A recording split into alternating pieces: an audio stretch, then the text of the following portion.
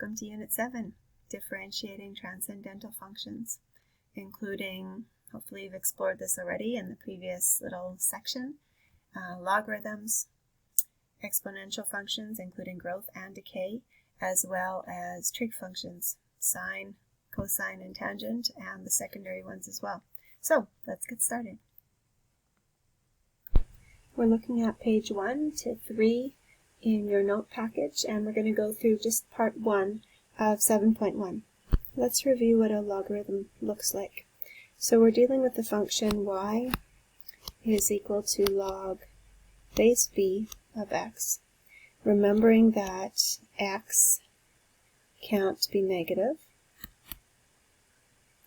or can't be 0. Try it on your calculator, you will get an error if you're trying to take a negative of a 0 or a log of a negative or a 0. Okay, we're also remembering that if b is greater than 1, then the function will increase.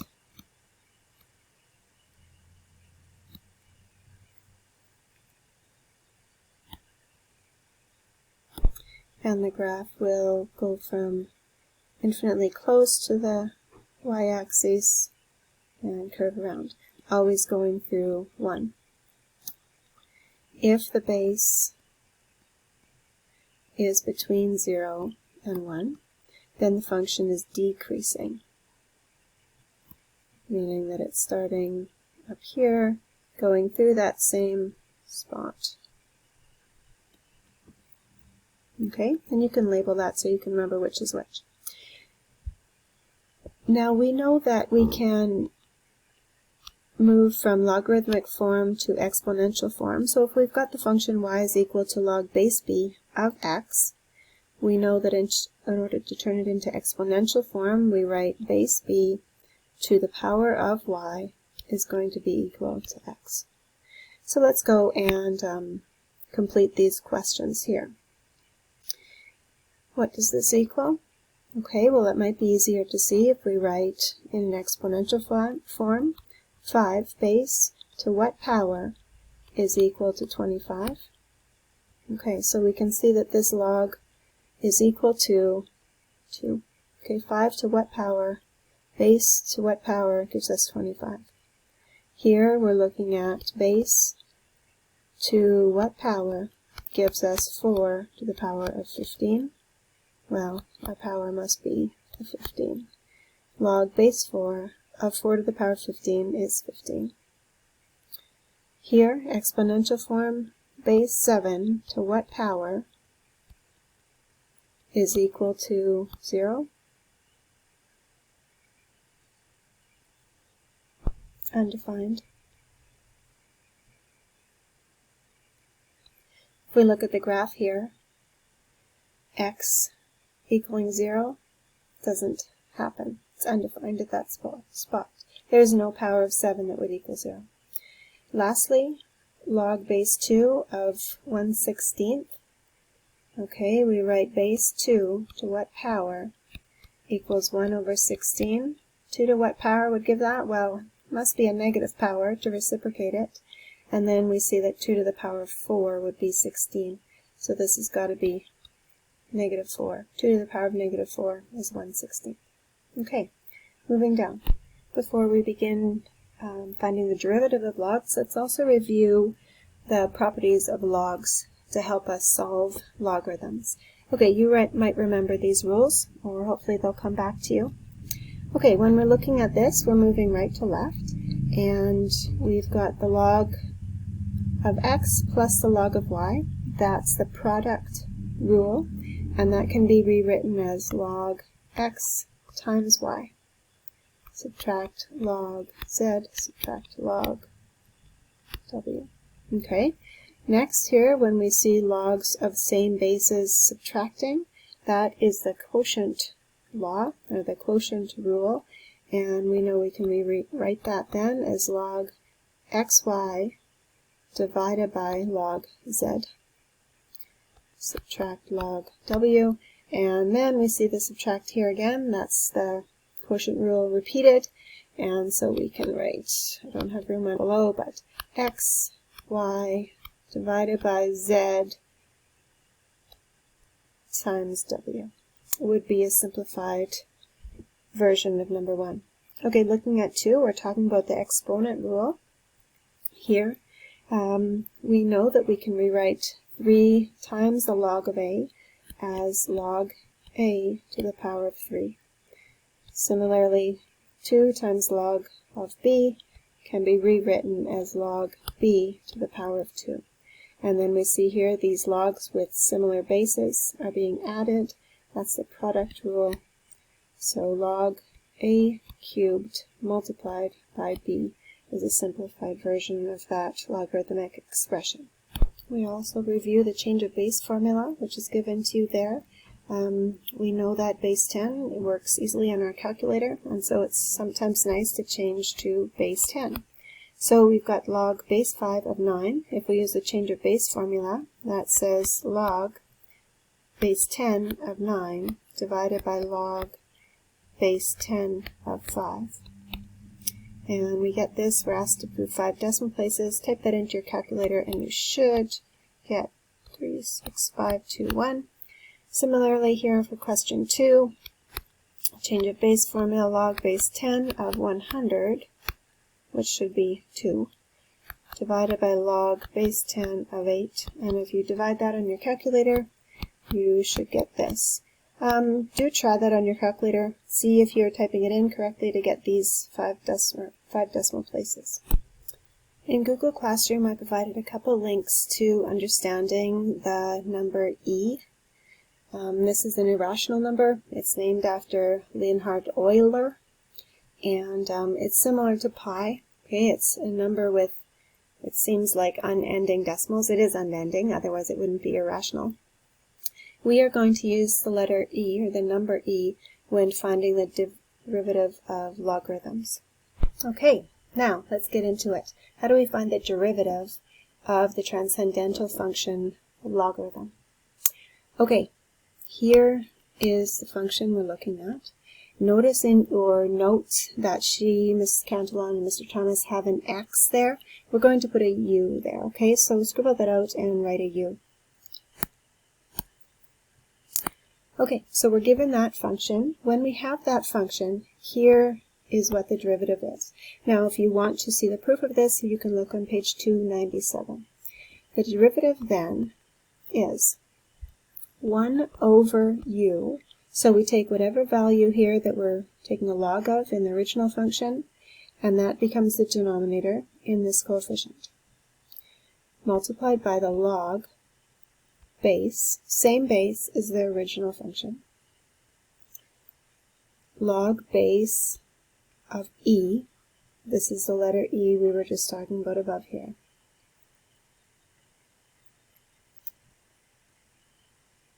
E, that we just discussed above, multiplied by, then, the derivative of u, du with respect to dx. So whatever u is, you need to take the derivative of that. It reminds me a bit of the chain rule. We do the derivative of the log multiplied by the derivative of whatever you're taking the log of, the u in this case. Okay? Let's put a box around this, and let's give it a try on the next page. Okay, so I've written this derivative rule for logs up in the right corner. Let's find the derivative then of number 1. The derivative of y is equal to 1 over u. In this case, u is 10 times x to the power of 3. Multiplied by the log, same base, base of 7, of e, multiplied by the derivative of 10x cubed. So remember, that's the elementary rule of differentiation. We've got 3 times 10, 30x to the power of 3 minus 1, 2. Okay, and then we just simplify it. So the derivative here, this 30x squared can come to the front. 1 times 30, I'll reduce it in the second step, times the log base 7 of e. And then you can see we've got some reducing to do. 30 divided by 10, the x, we've go ahead and reduce the x to 1x in the denominator, multiplied by the log base 7 of e, and that's the derivative. Looking at number 2, the derivative here, 1 over u multiplied by the log, same base, of e, multiplied by the derivative of what we were taking the log of, multiplied by 2x to the power of 1 plus 0. Now I notice one error. I disregarded this 6. This 6 is out front, or we say 6 times 1. The 6 goes here. Okay, now let's reduce this. 2x can be multiplied by the 6, so we have got 12x over x squared minus 1 times the log base 2 of e. Excellent. Okay, so I've rewritten number 3 instead of the root sign as an exponent. Let's find the derivative then. 1, and remember there's the 8 there, so let's write 8 over u multiplied by the log, same base, 2 of e, multiplied by, now, the derivative here. Now we can see we're going to have to use the chain rule to derive this, right? Okay, so let's do that. The half comes down in front of 2x plus 11 to the power of a half minus 1, multiplied by the derivative in the brackets, which would be 2. Good.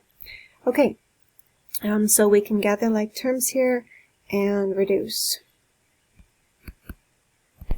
I can see that a half times the 2, that will cancel out. This negative exponent is going to come into the denominator. I see it's the exact same. So we're going to be left with 8, 2x plus 11 to the power of half, or root 2x plus 11 times root 2x plus 11 will be 2x plus 11 log 2 of e. Okay. Maybe I should write that out for you. In the denominator we've got this happening.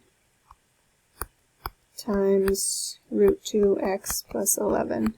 That's from there. So when we multiply the roots together, it's like squaring that. Good. And number 4. Let's look at that. I can see already that we're going to use the quotient rule to differentiate this u. So the derivative of y, I'm liking all these new colors that I found, is going to be equal to 1 over u, which in this case is 3 over x squared minus 4. We'll get to that in a second, times the log, same base, of e, multiplied by the derivative of u. So we've got f here, we've got g. On the side, you can write these down. Okay, I'm going to pause it and get that done. Okay, the quotient rule says the derivative of f multiplied by g, subtract f multiplied by the derivative of g all over g squared. Okay, now let's look, we've got 1 divided by this fraction. We know that's the same thing as 1 times the reciprocal of this fraction. So we're going to get here x squared minus 4 over 3x, which is nice. This is the denominator. I see some will cross out. That multiplied by the numerator. I'm looking at the numerator here. Oh boy. I'll pause it and fix that. Okay, times 3x squared minus 12. I just multiplied that through. Subtract 6x. And in the denominator, we've got x squared minus 4. It's 2 of them squared times the log base 5 of e. Okay, I'm running out of time. We've got this canceling with one of those. And I'm going to pause, take out a common factor here, cross things out. Okay, I noticed I forgot to write that squared there. So I've gathered like terms in the numerator. I factored out this negative 3. And then lastly, I can see that the 3's are going to cancel out. And the derivative is what remains. Okay,